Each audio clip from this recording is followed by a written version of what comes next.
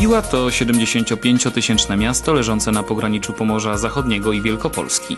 Położone jest nad rzeką Gwdą w otoczeniu licznych jezior i lasów. Atutem miasta jest z jednej strony nieskażona przyroda i piękne krajobrazy, z drugiej zaś położenie na przecięciu ważnych szlaków drogowych i kolejowych. Przez Piłę prowadzą m.in. drogi ze Śląska na Wybrzeże Zachodnie, ze Szczecina do Warszawy, a także linie kolejowe w 7 kierunkach. Takie położenie miało bez wątpienia ogromny wpływ na rozwój miasta, które dziś jest znaczącym ośrodkiem gospodarczym specjalizującym się w branży elektronicznej i poligraficznej.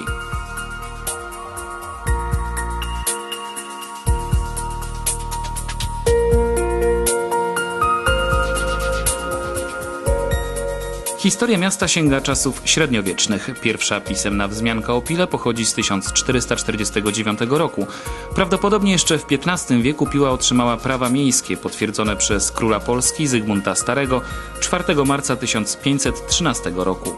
Historia Piły obfituje w wiele ważnych, często dramatycznych wydarzeń. Miasto na przestrzeni wieków było nękane pożarami i wojnami.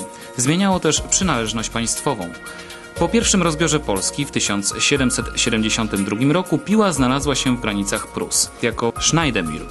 W tamtym czasie rozwój miasta opierał się na rolnictwie, handlu i rzemiośle. Przełom nastąpił w połowie XIX wieku. Są w dziejach miast daty bardzo ważne. Taką datą w naszych dziejach naszego miasta Piły, jedną z najważniejszych dat, jest 27 lipca 1851 roku, kiedy to król pruski przejechał się pociągiem z Berlina do Bydgoszczy. Związane to było z otwarciem kolei wschodnio-niemieckiej, która miała połączyć stolicę Niemiec, wtedy jeszcze Prus, stolicę Berlin z Królewcem. Wydawałoby się, że taka jedna data nie będzie miała większego znaczenia, ale z czasem ten rozwój kolejnictwa w Pile był bardzo gwałtowny.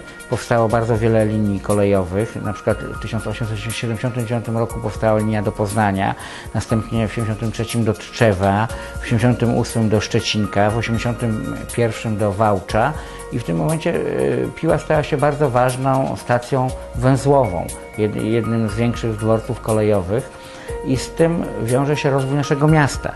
Na pewno nie byłaby Piła tak dużym miastem, nie byłoby tak dużego przeskoku cywilizacyjnego, jaki nastąpił w połowie XIX wieku, gdyby nie kolej.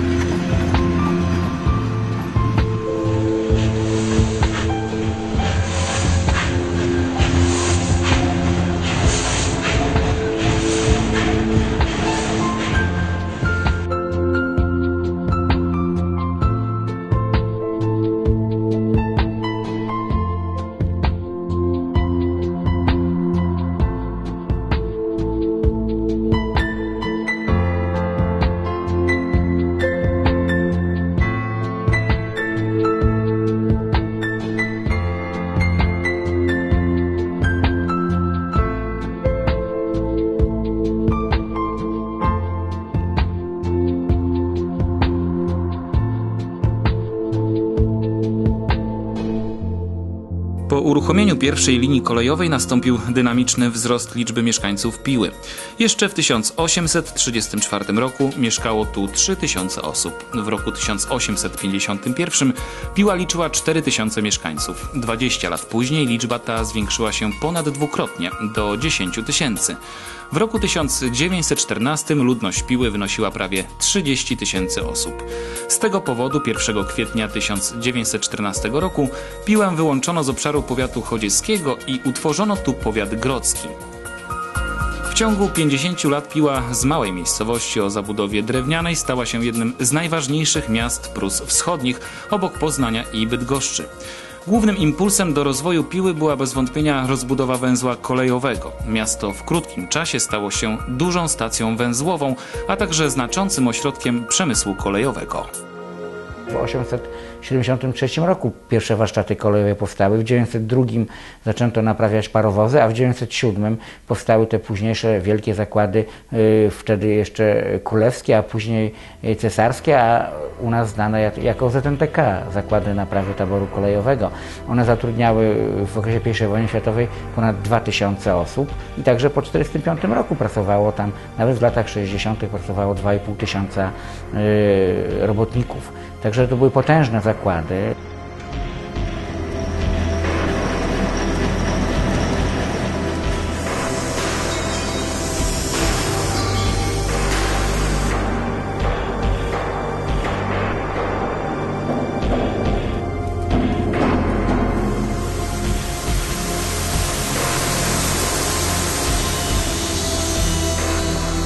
W Pile rozwijały się również inne gałęzie przemysłu. Na początku XX wieku powstały w mieście zakłady lotnicze Albatros Flugzeugwerke.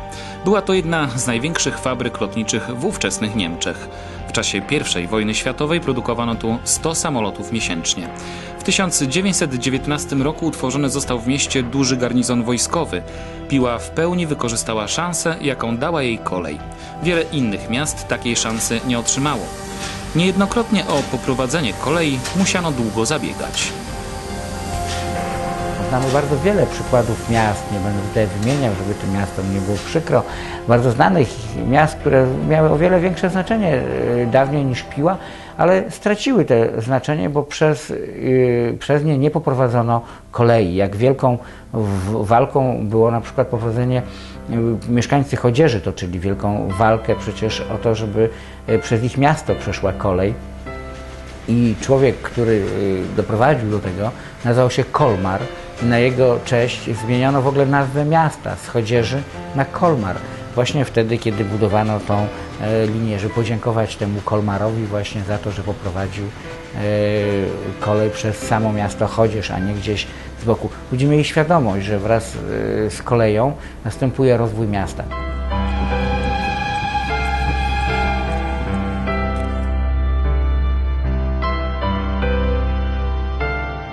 Z Piły w okresie I wojny światowej wyjeżdżało około 600 000 podróżnych rocznie.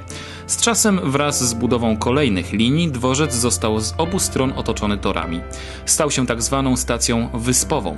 Wymusiło to wybudowanie pod północnymi torami podziemnego przejścia, które umożliwiało dotarcie do budynku dworca od strony miasta.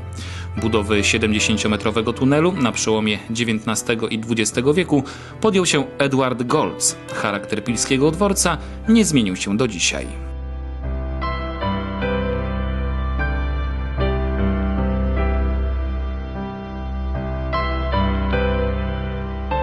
Dworzec miał niesamowitą walory, że tak powiem, i użytkowe, ale też musiał tych wszystkich ludzi w jakiś sposób przygarnąć. W związku z tym oprócz kas biletowych były różne kategorie poczegalni, a więc pierwszej klasy dla bardziej zasobnych, wykwintnych gości i pasażerów, drugiej klasy, trzeciej klasy. Na starych widokówkach, na kartach pocztowych widzimy, że to zróżnicowanie wyraźnie istniało.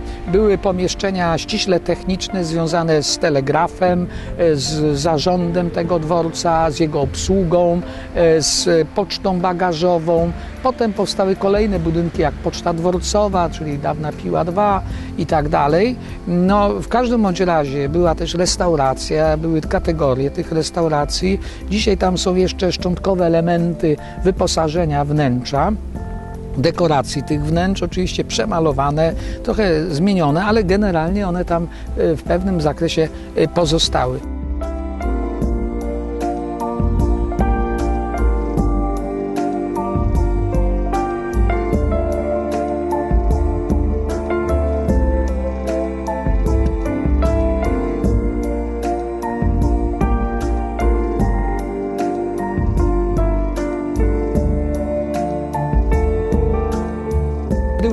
dworca przemieniano, rozbudowywano, na ogół szpecono jego elewację, ale zawsze dworzec był wizytówką miasta i ci wszyscy, którzy jako pionierzy przyjeżdżali nawet do Piły w 1945 roku, wspominają, że kiedy jeszcze całe miasto prawie leżało w gruzach i trudno było znaleźć jakieś spokojne, zaciszne, bezpieczne i dające na przykład posiłek miejsce, to takim właśnie taką wizytówką miasta i taką oazą w tym czasie był właśnie dworzec.